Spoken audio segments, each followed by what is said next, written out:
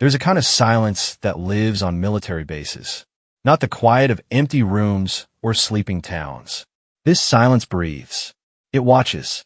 It knows who belongs and who is pretending. And sooner or later, it swallows pretenders whole. This is the story of a woman who walked onto one of the most elite military installations in the United States, looked trained operators dead in the eye, and told them she was one of them. She said she had earned the trident. She said she had bled for it. She wore it on her chest like it was hers. It was not hers. And what happened next did not just embarrass her. It cracked open something ugly and fascinating about what people will do when they're desperate enough to become someone they are not. About how far a lie can carry you before the ground disappears beneath your feet. About a community so tight, so earned through suffering, that a single wrong word can unravel a decade of deception in under 40 seconds. Before you hear what happened on that base, you need to understand something. The Navy SEAL Trident is not a badge. It is not a rank. It is not a piece of metal you buy at a surplus store and pin to your jacket. Every single person who wears that trident has been broken down to nothing and rebuilt from the inside out. They've been dragged through freezing surf at 2 in the morning while instructors screamed at them to quit. They have held their breath underwater until their vision went black. They have carried logs and boats and brothers on their backs through sand that swallowed their knees. 80% of the men who attempt basic underwater demolition SEAL training do not finish. They ring a bell. They walk away. There is no shame in it. The program is designed to find the ones who simply will not stop, no matter what their bodies or their minds are screaming at them. The ones who make it through do not talk about it at parties. They do not brag about it on social media. They do not introduce themselves as SEALs at barbecues. The real ones carry it quiet. It lives in the way they stand, the way they scan a room when they walk in, the way they answer questions about their service with as few words as possible. The community is small, tight. Everyone knows everyone, or knows someone who knows someone. There is no corner of that world where a stranger can hide for long, which makes what this woman did either the bravest or the most foolish thing anyone had attempted in years. Maybe both. Her name, for the purposes of this story, does not matter as much as what she built around it. She had constructed an identity so detailed, so layered, so polished that it fooled people who should have known better. She had documents. She had stories.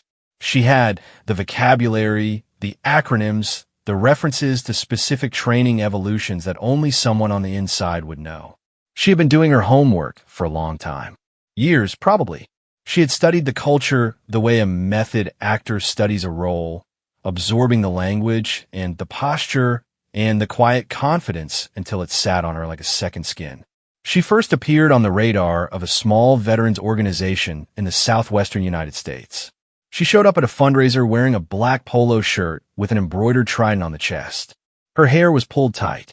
Her posture was rigid. She shook hands like she meant it, palm dry, grip firm, 2 pumps, and release. She made eye contact that lasted exactly the right amount of time. Not too long, not too short. She had practiced this. The people at that fundraiser were mostly retired military. Some Army, some Marines, a few Air Force veterans who spent their weekends helping raise money for wounded warriors. They welcomed her with open arms. A female SEAL. That was rare. That was historic. The SEAL teams had only recently opened their doors to women, and the idea that one had already made it through, already earned the trident, already deployed, and returned with stories to tell, it was electric. People wanted to shake her hand. People wanted to buy her drinks. People wanted to hear everything. And she gave them everything. She talked about BUD/S training like she had lived it. She described the cold water, the sand in places sand should never be, the feeling of your lungs burning during underwater, not tying exercises. She talked about Hell Week with the specific exhaustion of someone who had actually survived it. She described the hallucinations that come on day 4, when your body has been awake for so long that your brain starts inventing things to look at. She said she saw a horse standing on the beach at 3 in the morning and tried to ride it before her swim buddy pulled her back. People laughed. People leaned in. People believed. She talked about deployments she had never been on to countries she had never visited, doing work she had never done. She was careful.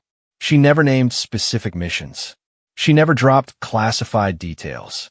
She framed everything in a language of secrecy that real operators use. I cannot talk about that. That is above your clearance. You understand how it is. And people nodded because they did understand, or they thought they did. Over the next several months, she became a fixture in the veterans community. She attended events. She spoke on panels. She was invited to mentorship programs where she advised young women considering military careers. She told them the path was hard, but possible. She told them she was living proof. She told them the teams would try to break them, and that they should let themselves be broken because what gets rebuilt is stronger than what was there before. It was beautiful advice. Inspiring. Completely stolen from motivational speeches she had memorized from actual SEAL instructors whose talks were posted on the internet. Nobody checked.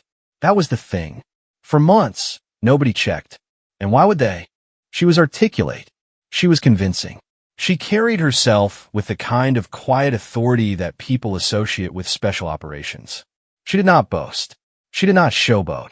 She offered details only when asked and deflected attention with a humble shrug that felt so authentic it made people trust her more.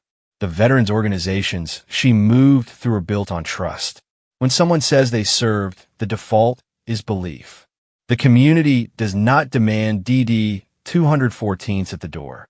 They do not run background checks on every person who walks in wearing unit patch. They operate on honor. And she exploited that honor like it was a skeleton key. She began collecting things. Not physical things, though those came too. Free meals, donated gear, gift cards from grateful civilians. She collected access. She collected credibility. She collected introductions to people who could open doors that should have remained locked. Each event led to another invitation. Each handshake led to another connection. She was building a network, and she was building it fast. The money started flowing around month 4. She launched what she called a nonprofit, dedicated to supporting women in special operations. The website was clean and professional. The mission statement was heartfelt. The donation page worked perfectly. Money came in from civilians who wanted to support the cause, from corporations who wanted the optics of backing female warriors, from other veterans organizations who transferred funds believing they were supporting a sister in arms. The money did not go where it was supposed to go. She spent it, not all at once. She was too smart for that. She siphoned it in small amounts, covering her rent, her car payments, her wardrobe of military-adjacent clothing that kept the illusion alive. She bought tactical gear she did not need and wore it to events like a costume. She booked hotel rooms for conferences she organized and then billed the nonprofit for suites she stayed in alone, ordering room service, and watching movies while donors believed their money was changing lives. It was a grift, a clean, patient, well-constructed grift. And it might have worked forever if she had not made the one mistake that every pretender eventually makes. She got greedy, not for money, for glory. She accepted an invitation to visit an active military installation. Not just any installation. A base where actual SEAL teams trained and operated. A base where the men and women who had truly earned the trident lived and worked and bled. A base where her lie would not be tested by grateful civilians or trusting veterans at fundraisers. It would be tested by the real thing.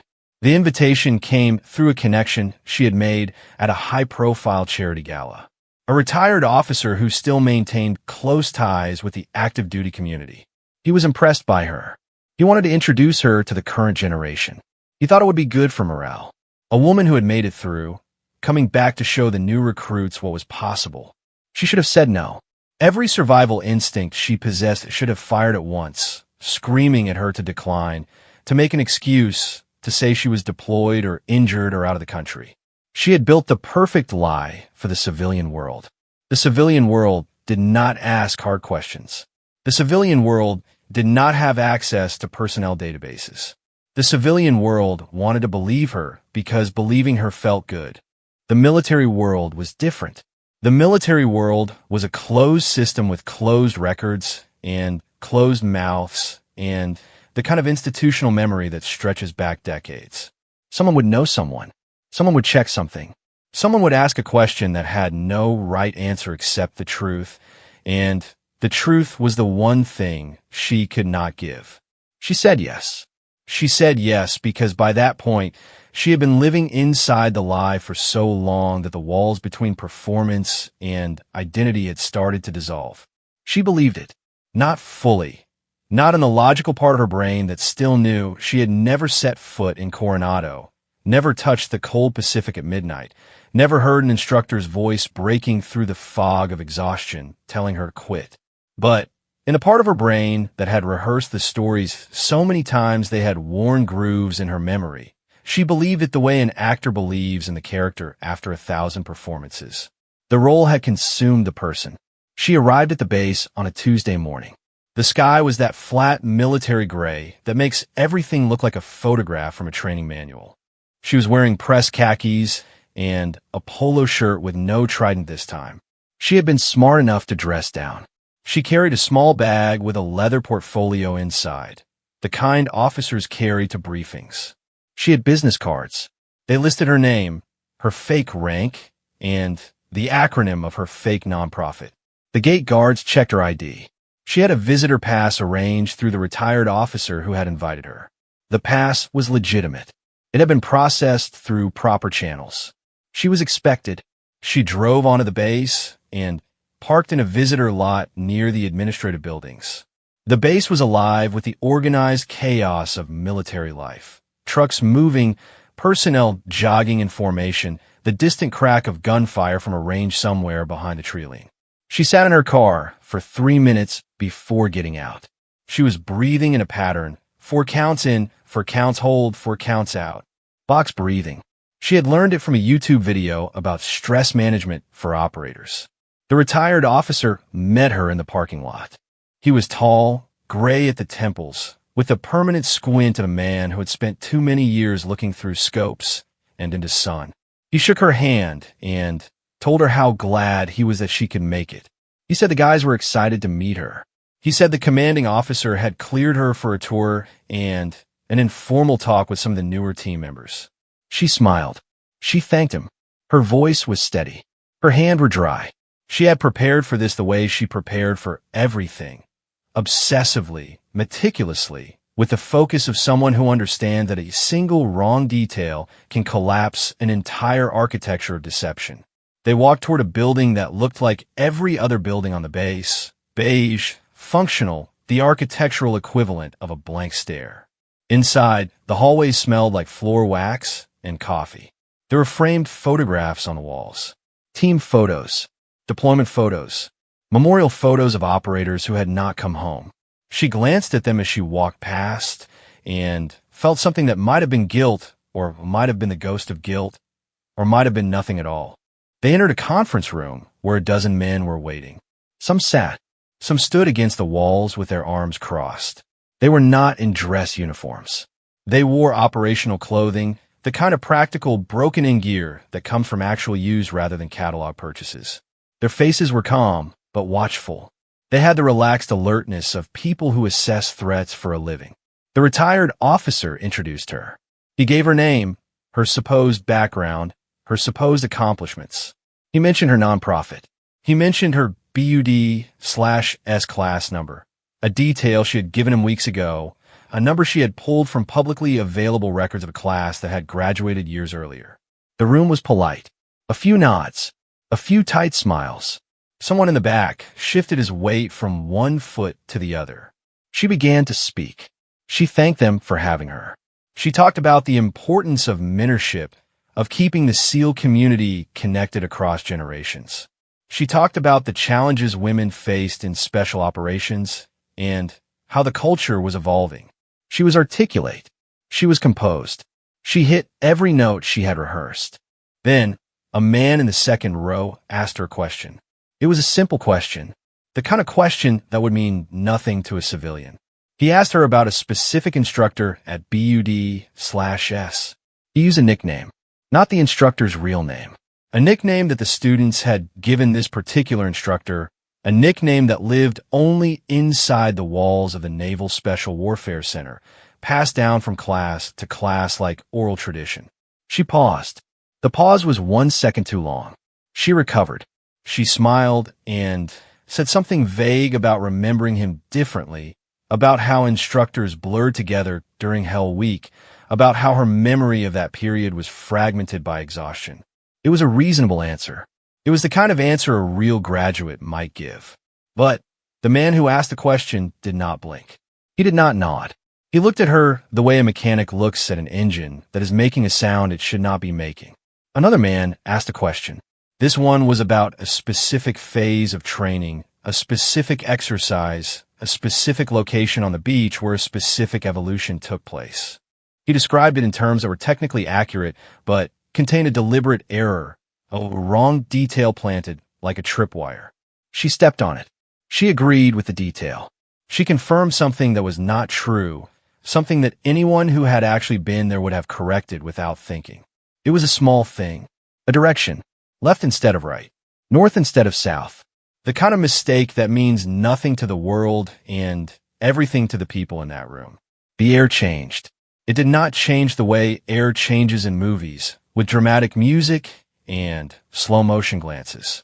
It changed the way air changes in a room full of professionals who have just confirmed what they already suspected. Quietly, completely, like a thermostat clicking over from warm to cold. The temperature dropped 10 degrees without anyone touching a dial. She felt it. She had to have felt it. The smiles thinned. The crossed arms tightened. The man in the back who had been shifting his weight went still. The retired officer, standing near the door, looked at the faces in the room and understood something was wrong. He did not yet know what. He cleared his throat and suggested they continue the tour. He put his hand on her elbow, a gentle steering motion, and guided her toward the door. They walked out of the conference room and into the hallway. Behind them, the room did not erupt. It did not explode with anger or accusation. It went quiet. That silence, the one that lives on military bases, the one that breathes and watches and knows. It had found her, and now was following her down the hallway, patient and certain like something that had all the time in the world. Because it did. The retired officer walked beside her, making small talk about the next stop on the tour. He pointed out a training facility through a window. He mentioned a recent renovation to the obstacle course. His voice was easy and conversational, and he had no idea that behind them, in the room they had just left, a phone had already been picked up. A text message was already being sent. A name was already being run. The machine was waking up. Not the bureaucratic machine of paperwork and process. The other machine, the informal one. The network of operators and veterans and intelligence professionals who protect their community the way wolves protect their pack. Not with laws, but with teeth. She was still smiling as they walked toward the training facility. She was still talking about her nonprofit, about upcoming events, about the young women she was supposedly mentoring. She had no idea that she had approximately 90 minutes left. 90 minutes before the phone calls reached the right people. 90 minutes before the database searches returned their results. 90 minutes before the BUD/S class number she had claimed was cross-referenced with actual graduation records, and her name appeared nowhere. 90 minutes before the entire base went quiet. Not the normal quiet of a Tuesday afternoon. A different quiet. The kind of quiet that happens when every single person in a community learns the same piece of information at the same time and makes the same decision without speaking a word to each other. She was still walking, still smiling, still performing the role of a lifetime. The hallway stretched ahead of her, long and beige and institutional, and she did not know yet that it was not leading her deeper into the base. It was leading her toward the end of everything she had built. The training facility smelled like rubber mats and old sweat, the kind of smell that seeps into walls and never leaves no matter how much industrial cleaner you pour on it.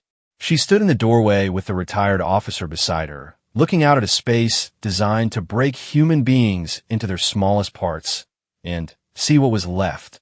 Climbing ropes hung from steel beams 30 feet above the concrete floor. Pull-up bars were worn smooth and silver from thousands of hands gripping them until their palms bled. In a corner, a rack of kettlebells sat in ascending order like a metal staircase leading nowhere good. She made a comment about how the facility had been updated since her time. She said it with the casual authority of someone comparing a remodeled kitchen to the one they remembered. The retired officer nodded and pointed out the new flooring, the upgraded rigging system, the digital tracking boards that monitored each trainee's performance metrics in real time. She absorbed every detail, filed it away, added it to the expanding library of authenticity she carried in her head. This is what she did. She collected truths and wore them like armor, layering real details over fabricated experience until the patchwork became seamless. She had been doing this for so long that the process was automatic like breathing. While she stood there admiring the climbing ropes, three things were happening simultaneously in different parts of the base. The first thing was a text message conversation happening between the man who had asked about the instructor nickname and a buddy of his who worked in personnel records. The text was short, just a name and a BUD/S class number and a question mark. The buddy in personnel said give him 10 minutes. The second thing was a phone call from another man in that conference room to a retired master chief who had been an instructor during the class she claimed to have graduated from. The master chief was at home in Virginia Beach, drinking coffee and watching his dog dig holes in the backyard.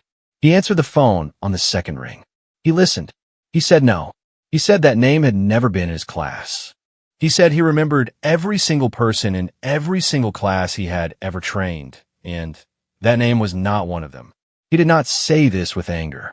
He said it with the flat certainty of a man stating that the sky is blue. The third thing was a quiet conversation between two team guys in the hallway outside the conference room. They were leaning against the wall with their hands in their pockets, speaking in low voices. One of them had already pulled up her nonprofit website on his phone. He was scrolling through it, reading the mission statement, looking at the photos, checking the registration details. The nonprofit was registered. It had a tax ID number. It looked real, but the team photo on the About page showed her standing with a group of veterans at a charity event, and one of the men looking at the phone recognized two of the people in that photo. He knew them. He knew they were Army, not Navy. He knew they had no connection to special operations. He knew the event in the photo was an open fundraiser where anyone could walk in off the street and stand next to whoever they wanted. The details were not adding up. They were the kind of details that civilians would never notice, the kind that only matter to people who live inside the world she was pretending to inhabit. A wrong unit patch in a photo. A class number that did not match a graduation date. An instructor nickname met with a blank stare instead of instant recognition. Each detail alone meant nothing. Together, they formed a pattern. And the men on that base were trained to recognize patterns the way most people recognize faces, instantly, instinctively, without needing to explain how they knew. She was still on the tour. The retired officer was still talking. They had moved from the training facility to an outdoor area where obstacle course components were arranged across a sandy stretch of ground. She looked at the obstacles and made comments about specific ones, naming them correctly, describing the techniques used to navigate them. She had studied this. She had watched videos, read books, memorized the names and the methods. Her knowledge was encyclopedic, but knowledge and experience are different animals entirely. Knowledge lives in the brain. Experience lives in the body, in the hands, in the way a person's weight shifts when they approach a familiar obstacle. It lives in the small, unconscious adjustments that cannot be faked because they were never learned, they were earned. 1,000 repetitions carve them into muscle and bone. She looked at the obstacles the way a tourist looks at a monument, with admiration, with interest, with the unmistakable distance of someone who is seeing something for the first time and trying very hard to pretend otherwise. A young operator approached from across the sand. He was in his late 20s, compact and coiled, with the economical movements of someone who has trained his body to waste nothing. He wore a faded t-shirt and running shorts and had clearly just finished a workout. His face was neutral. He introduced himself. She shook his hand. He asked her which class she had graduated from. She told him. He nodded and said his buddy had been 2 classes behind her. He asked if she had known a specific person from a neighboring class, someone who had gone on to a notable career in the teams. She said the name sounded familiar, but she could not place the face. She blamed it on the years. She said everything from that period was a blur. The young operator said he understood. He said training had a way of scrambling your memory. He smiled. The smile did not reach his eyes. He excused himself and walked back the way he had come, pulling his phone from his pocket before he was 10 steps away. The net was tightening. She could not see it, could not feel its edges closing around her, but it was there. Every conversation she had on that base was being relayed, cross-referenced, verified. The informal network of operators was doing what it does best, processing information at speed, sharing intelligence through channels that have no official name, reaching consensus without a single meeting or memo. The retired officer suggested they grab lunch at the base dining facility. She agreed. They walked across the base in the midday heat, past parked vehicles and jogging formations and a group of trainees carrying a boat on their heads. She watched the trainees and felt something stir in her chest, something she had taught herself to interpret as nostalgia, but was actually envy. She had never carried that boat. She had never felt the weight of it pressing down on her skull while her shoulders screamed and her knees buckled, and the instructor told her she could stop any time. Just ring the bell, just ring it. She had never chosen not to ring it. And that choice, that specific moment of deciding to keep going when every cell in your body is begging you to stop, was the thing she could never fake. It was the thing that separated her from every person on this base. Not the trident, not the training, the choice. The dining facility was loud with the clatter of trays and the hum of conversation. She got in line, grabbed a tray, selected her food with the practiced indifference of someone who has eaten in 100 military dining facilities. She had, in fact, eaten in military dining facilities before. Just not this kind. She had been in the military. That part was true. She had served. She had worn the uniform. She had deployed, but she had never been anywhere near special operations. She had been support staff, administrative, important work, necessary work, but not the work she claimed. That was the thing that made her different from the typical imposter. Most people who fake military service have never served a day in their lives. They buy uniforms at surplus stores and pins on the internet, and they construct fantasies from movies and video games. They're easy to spot because they get everything wrong. The terminology, the bearing, the 1,000 small customs and courtesies that become second nature after basic training.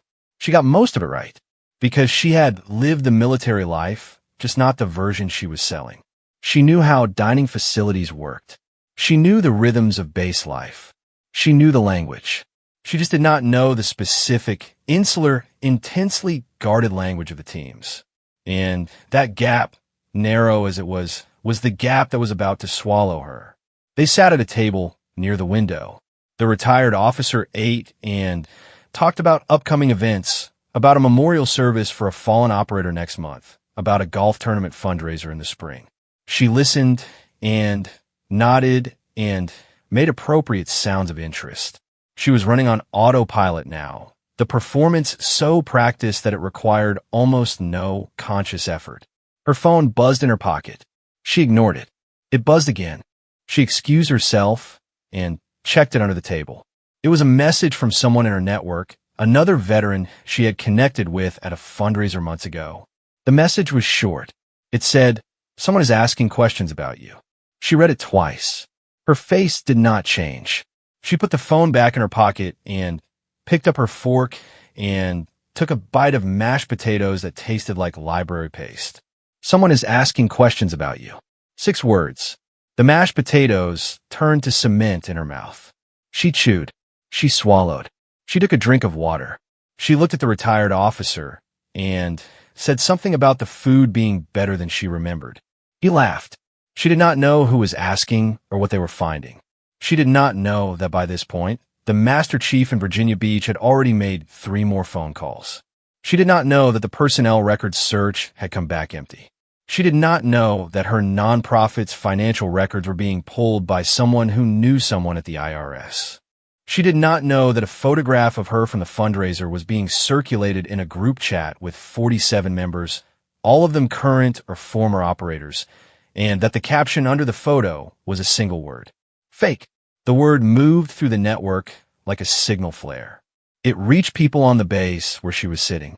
It reached people on other bases, in other states, in other countries. It reached people who were deployed, and people who were retired, and people who were sitting in offices, and people who were standing in checkout lines at grocery stores. Within 20 minutes of that single word being typed into a group chat, over 200 people knew her name, her face, and her lie. The SEAL community does not have a formal process for dealing with imposters.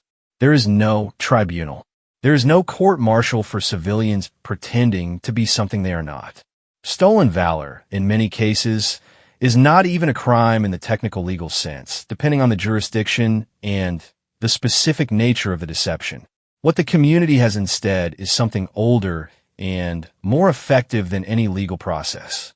It has shame, and it was about to deploy shame against her with the precision of a guided missile. Back at the dining facility, the retired officer's phone rang.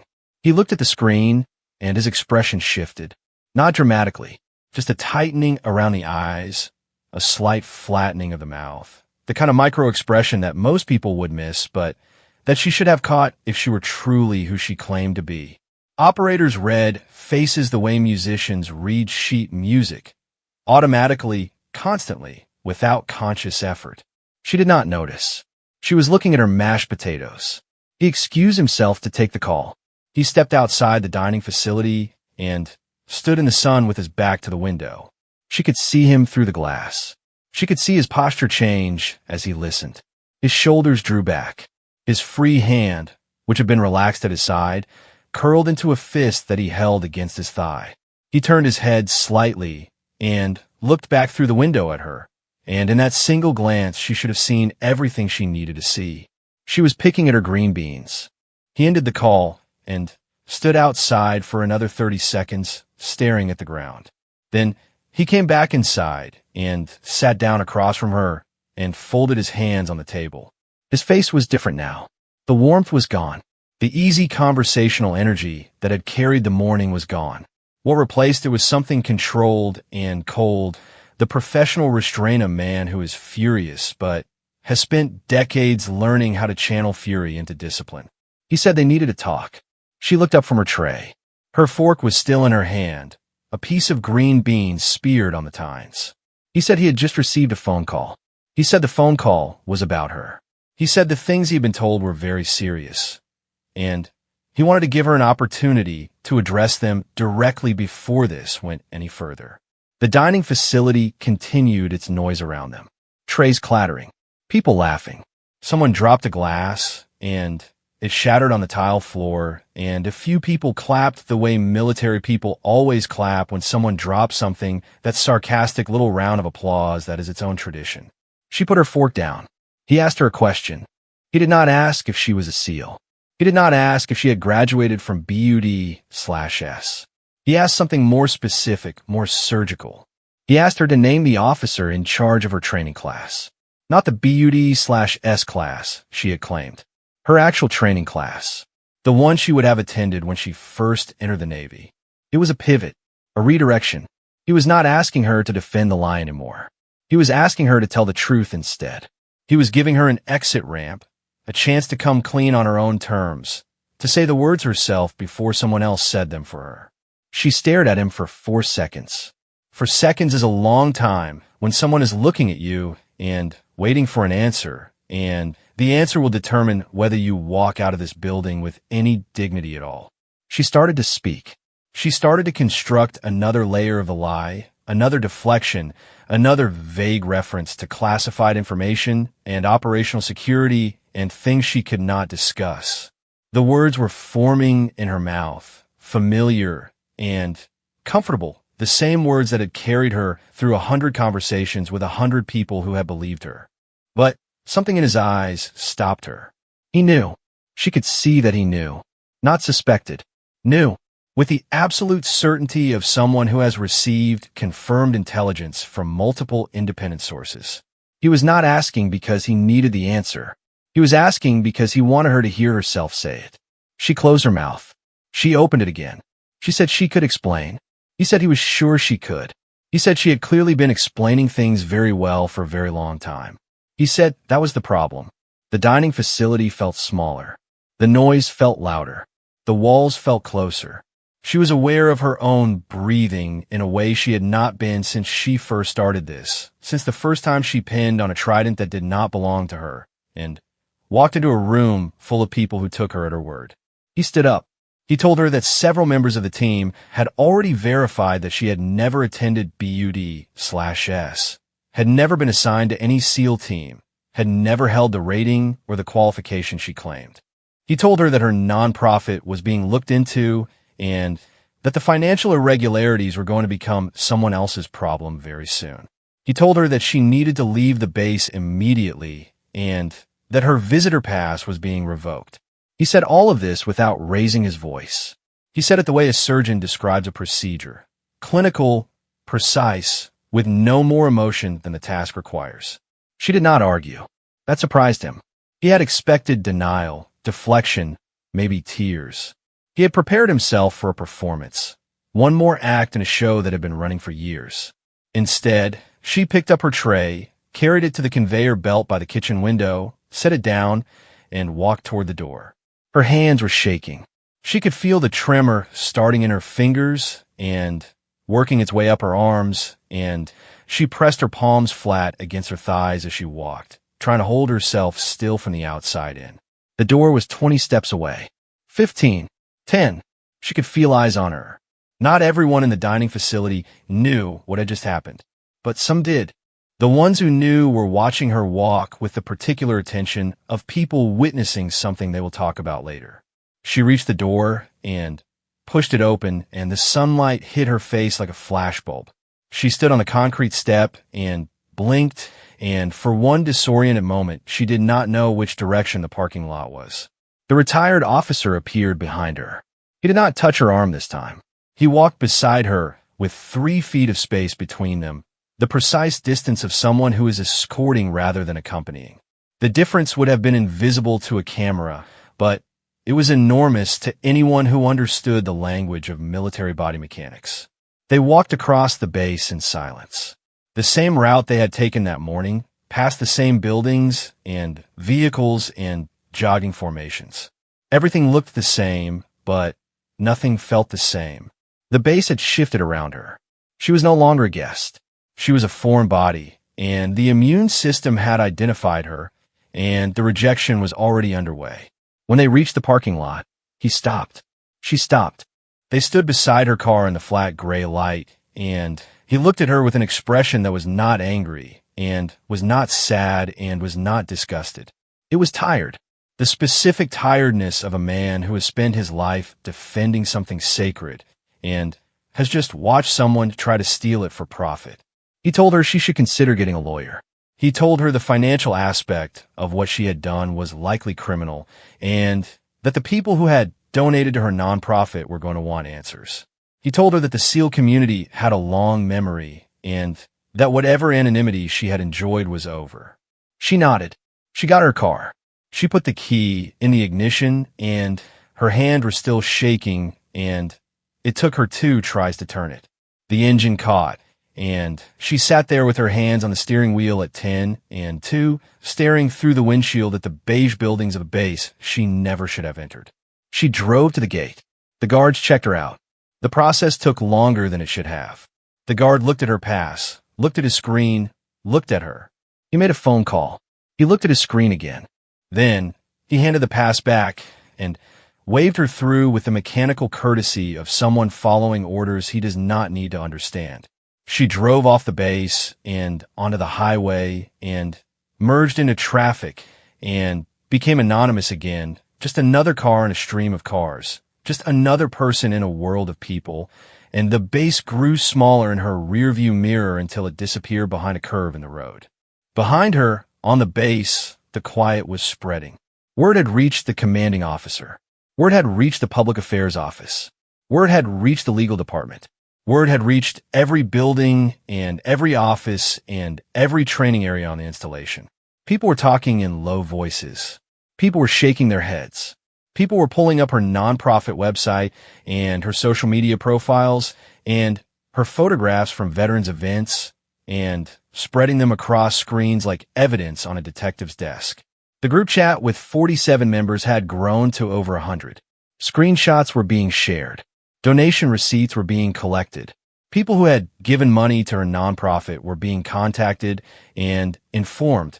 People who had invited her to speak at events were being told what they had actually been hosting. The exposure was systematic, thorough, not vengeful, at least not primarily. The community was not lashing out. It was cauterizing. It was identifying every point of contact between her deception and their world and severing it cleanly, the way a surgeon removes infected tissue to save the body. Within 24 hours, her nonprofit website went dark. Whether she took it down herself or whether someone else made it happen was unclear. What was clear was that the digital footprint she had spent years building was being dismantled piece by piece. Event organizers removed her from their websites. Speaking engagements were canceled. The mentorship programs she had participated in sent quiet emails to the young women she had advised, informing them that their mentor had misrepresented her credentials. Those emails were careful and measured, and they still landed like grenades. The young women who had looked up to her, who had listened to her stories about surviving BUD/S and fighting through the barriers of gender and special operations, who had drawn courage from her example and used it to fuel their own ambitions. Those women felt the specific betrayal of discovering that the person who inspired them was made of smoke. Some of them were angry. Some were devastated. One of them, a college junior who had been training for months to attempt a military career in special operations, sat in her dorm room and stared at the wall and wondered if anything she had been told was real. She did not cry. She was not the crying type. She was the type who channeled pain into effort, who used anger as fuel, who took every obstacle as evidence that she was on the right path. That quality, that specific stubborn refusal to be broken, was something the imposter had talked about in her speeches. She had described it as the core trait of a SEAL, the one thing that separated those who made it from those who did not. She had been right about that, at least. The irony was thick enough to choke on. Back on the base, the quiet had settled into something permanent. Not silence. The base still operated, still trained, still functioned with the precise mechanical rhythm of a military installation. But underneath the normal sounds, there was a new frequency, a vibration of awareness, of alertness, of a community that had been infiltrated and had expelled the intruder and was now running a full systems check to make sure there were no others. The retired officer who had brought her onto the base sat in his office with his door closed. His phone was on the desk in front of him, and it had not stopped vibrating since lunch. People were calling to ask what happened. People were calling to ask how she had gotten in. People were calling because they had met her at events and believed her and given her money, and they wanted to know how this could have happened. He did not have good answers. He had believed her too. He had looked at her and seen what he wanted to see, a pioneer, a trailblazer, a woman who had shattered one of the last glass ceilings in the American military. He had introduced her to his community and vouched for her and opened doors for her that should have required more than his word to open. He felt responsible, not legally, perhaps, but in the deeper sense of a man who understands that trust, once extended on someone else's behalf, becomes your debt when that trust is violated. He had given her his credibility, and she had spent it like loose change. The anger would come later. Right now, sitting in his office with his door closed and his phone buzzing on the desk, he felt something worse than anger. He felt foolish. And for a man who had spent 30 years in the most elite military organization on Earth, feeling foolish was a wound that cut deeper than any shrapnel. The investigation that followed was not a single event, but a slow unraveling, like pulling a thread from a sweater and watching the entire garment come apart row by row. Every connection she had made was traced. Every dollar she had collected was tracked. Every story she had told was checked against reality and found to be constructed from fragments of other people's truths, reassembled into a fiction so convincing that it had fooled professionals whose entire careers were built on detecting deception. She had been good. That was the uncomfortable truth that nobody wanted to say out loud, but everybody was thinking. She had been really, really good. Her research was impeccable. Her performance was flawless in 99% of situations. She had fooled people who should have been unfoolable, and she had done it not with technology or documents or any sophisticated tools of deception. She had done it with confidence and homework and the fundamental human desire to believe that the person standing in front of you is who they say they are. That desire, the one to believe, was the vulnerability she had exploited. Not stupidity, not carelessness. Trust, the basic, essential, irreplaceable trust that holds a community together. And she had used it like a lockpick. The first news article appeared 11 days after she drove off the base. A military affairs journalist who had been tipped off by someone in the community published a mid-length piece on a defense news website. The article was measured and factual, and it named her. Her real name, her real service record, her real rank, which was several pay grades below what she had claimed. It detailed the nonprofit, the donations, the speaking engagements, the fabricated BUD/S graduation. It included quotes from 3 unnamed sources within the special operations community who described her deception in terms that were polite enough for print but carried the weight of controlled fury. The article did not go viral in the way celebrity gossip goes viral. It moved through specific channels, military forums, veteran Facebook groups, law enforcement circles, fraud investigation networks. It moved through the world of people who care about these things, and in that world, it detonated. Comment sections filled within hours. Veterans who had met her posted their own accounts. People who had donated to her nonprofit demanded refunds.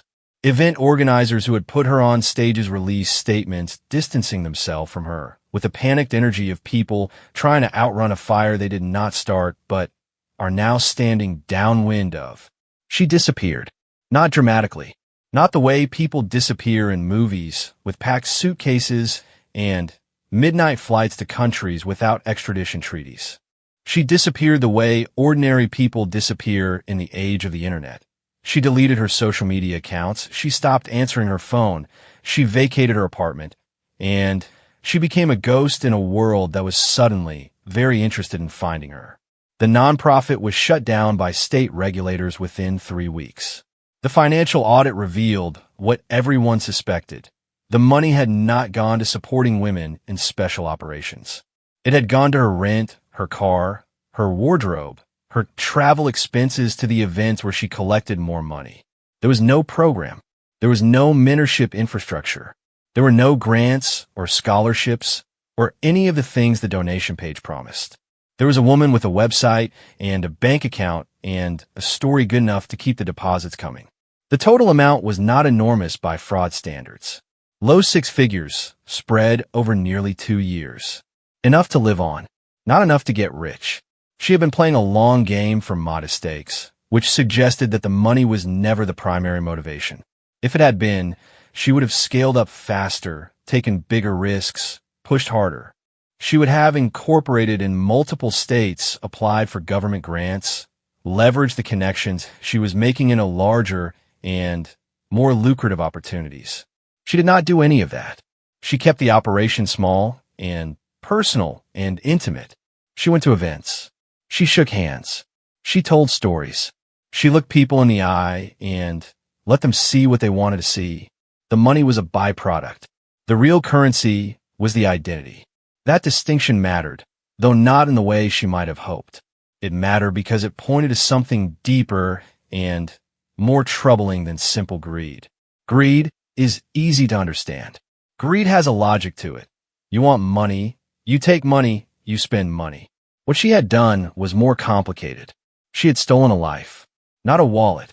Not a bank account, a life, an identity forged in suffering and sacrifice, an identity that real people had paid for with their bodies and their minds and in some cases their lives. She had taken that and wore it like a costume to a party.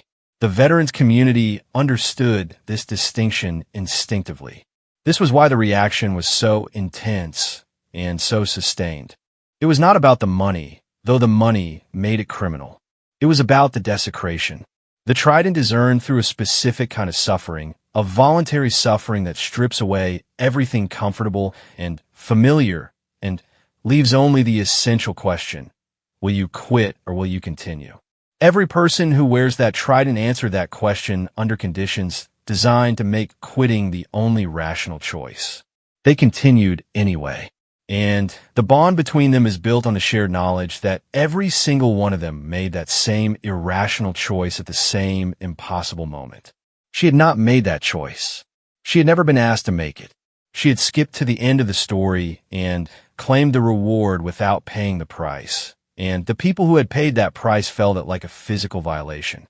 Like someone had walked into their home and rearranged the furniture and claimed they had always lived there. The legal consequences unfolded slowly, as legal consequences tend to do. The state attorney general's office opened an investigation into the nonprofit fraud. The IRS launched a separate inquiry into tax irregularities. The military community cooperated fully, providing documentation, financial records, screenshots of communications, and testimony from dozens of people who had interacted with her over the 2-year period of the deception. She was eventually located in another state, living under a variation of her name with a new job in a civilian industry that had nothing to do with the military. She had cut her hair. She had stopped wearing the tactical clothing and the trident pins and all the external markers of the identity she had constructed. She looked different, smaller somehow.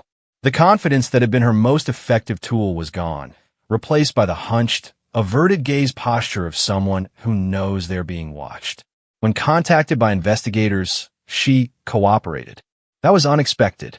People who build elaborate deceptions typically fight the unraveling with the same energy they put into the construction. They deny. They deflect. They construct new lies to protect the old ones. They hire lawyers who specialize in making things go away. She did not do that.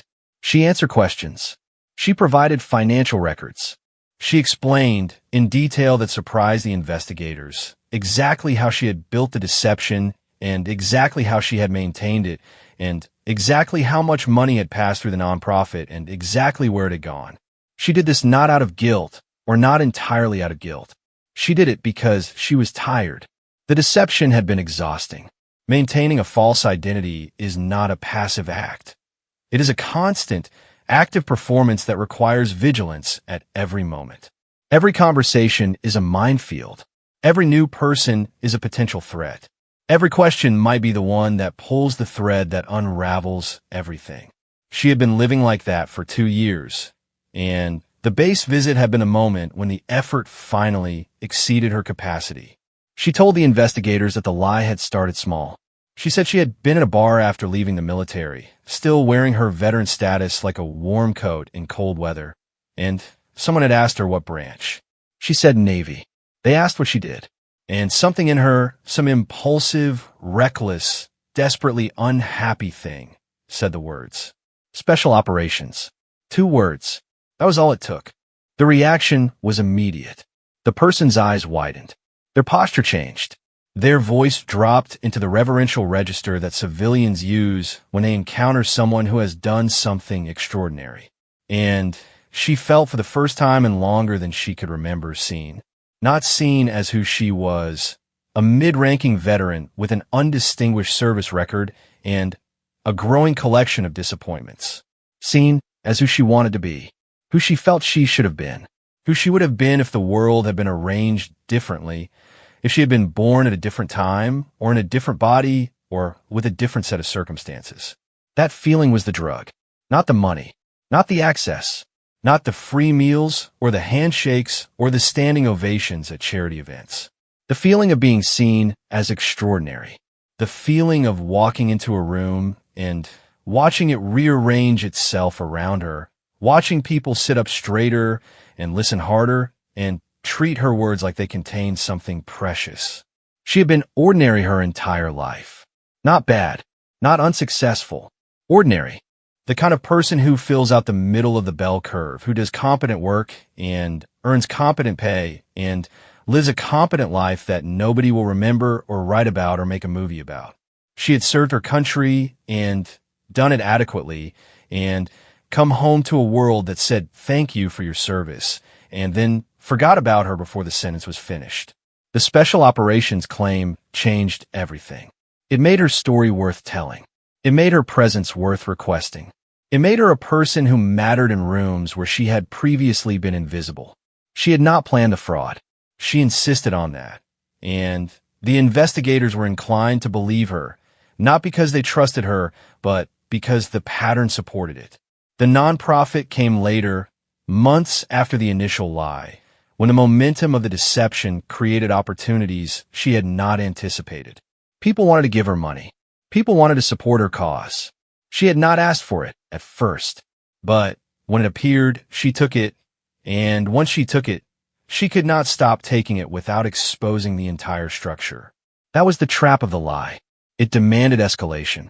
Each layer of deception required another layer to support it, and each new layer created new obligations and new risks and new opportunities that demanded still more layers. The nonprofit funded the wardrobe, that funded the appearances, that funded the connections, that funded the credibility, that funded the nonprofit. It was a closed loop, a perpetual motion machine powered by trust and sustained by the willingness of good people to believe in someone who told them what they wanted to hear. The investigators filed their report. The state attorney general brought charges. Guide fraud, mail fraud, misrepresentation in connection with charitable solicitation. The charges were serious, but not spectacular. She was not going to prison for decades. She was going to court and then probably to a period of supervised release with restitution requirements, and then to a life permanently marked by what she had done. The court proceedings were brief and unremarkable. She pleaded guilty. The judge accepted the plea. The sentence was pronounced. She stood in the courtroom in civilian clothes with her hands clasped in front of her and her eyes fixed on a point on the wall above the judge's head, and she absorbed the sentence the way she had absorbed everything else in this process, with the dull resignation of someone who has already done the harder work of confronting what she had become. The restitution amount was set based on the documented donations. She would be paying it back for years. Every month, a portion of whatever she earned would go to the people she had deceived, a slow drip of accountability that would follow her through jobs and apartments and whatever life she managed to construct on the other side of this. The court proceedings made the news again. A second round of articles, shorter than the first, noting the guilty plea and the sentence. The comment sections filled again, though with less heat this time.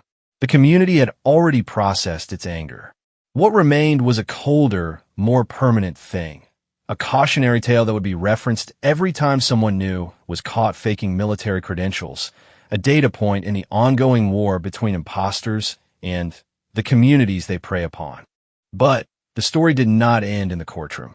The story ended, or rather continued, in the places where its damage had been done. The retired officer who had brought her onto the base resigned from the veterans organization he had helped build. Not because anyone asked him to, not because anyone blamed him. He resigned because he could not stand in front of a room full of veterans and ask them to trust his judgment after his judgment had allowed a fraud to walk among them. He went home to his house in Virginia and spent more time in his garden and less time answering his phone, and when people asked him about what happened, he said as little as possible, which was its own kind of penance. The young woman in the dorm room, the college junior who had been training for a military career in special operations, she kept training. She ran farther. She lifted heavier. She swam longer. She did not quit. She did not let the betrayal become an excuse to stop.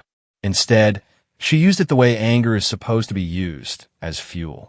She channeled it into her preparation and her application, and When she eventually stood at the starting line of her own selection process, she carried with her the knowledge that the woman who had inspired her was a lie, and that the inspiration, paradoxically, was real. Because the imposter had been right about one thing. The one thing that matters in special operations, the one thing that separates those who make it from those who do not, is the refusal to quit. And the young woman had learned that lesson from fraud, and the lesson was still true, and the truth of it did not care where it came from.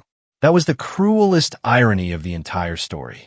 The imposter had spent 2 years teaching people about resilience and determination and the refusal to surrender in the face of impossible odds. And she had taught it well, and the people she taught it to carried those lessons forward into their own lives, and the lessons worked. She had been a brilliant teacher of virtues she did not possess, a convincing preacher of a gospel she had never lived. She had described the fire without ever being burned by it, and her descriptions were so vivid and so detailed that people who listened to them felt the heat on their own skin and believed it was real. And perhaps in some strange and uncomfortable way, it was real. The information was accurate, even if the source was fraudulent. The principles were sound, even if the person articulating them had never tested them. The courage she described was real courage, even though she had only observed it from the outside, studied it like a biologist studies an organism under glass, fascinated, envious, forever separated by the barrier of the lens. The base returned to its routines. The memorial service for the fallen operator happened on schedule. The golf tournament fundraiser raised more than expected. New trainees arrived and began the process of being broken and rebuilt. The obstacle course was used. The climbing ropes were climbed. The cold water was entered and endured. The silence that had fallen over the base on that Tuesday afternoon eventually lifted, replaced by the normal sounds of training and operations and the daily business of defending a country. But it left a residue, a thin layer of wariness that settled over every interaction with outsiders, every visitor's pass, every introduction from a well-meaning retired officer who wanted to bring someone onto the base to inspire the troops. Trust had been damaged, not destroyed. The community was too strong and too resilient for that. But damaged in the way that a bone is damaged by a fracture. It heals. It functions. It might even be stronger at the break point than it was before. But the person who carries the healed bone always knows it was broken. They feel in the cold. They feel it when they move a certain way. They carry the memory of the break in their body long after the bone has mended. She was not the first person to fake seal credentials. She would not be the last. The community had dealt with imposters before and would deal with them again. There were websites dedicated to exposing them, databases of verified graduates, informal networks of veterans who spent their spare time investigating suspicious claims. The infrastructure of verification existed because the problem existed, because the trident attracted pretenders the way gold attracts thieves, not because the trident is valuable in a material sense, but because it represents something people want to possess without earning. But she was different from most imposters, and the community knew it.